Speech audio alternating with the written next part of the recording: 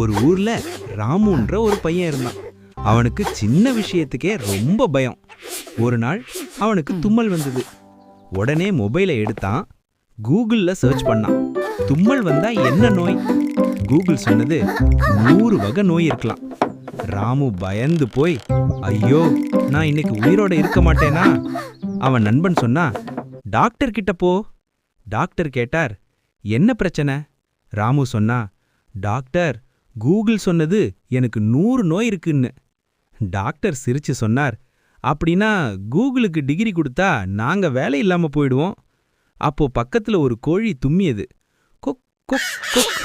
ராமு சொன்னா, doctor, கோழிக்கும் Google பாதிப்பு வந்துடுச்சா?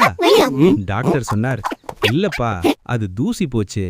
நீ மொபைல் தூசிய அதிகமா மூச்சுக்குள்ள இழுத்துட்ட. ராமு சிரிச்சான். அம்மா கொடுத்த தேநீர் குடிச்சான்.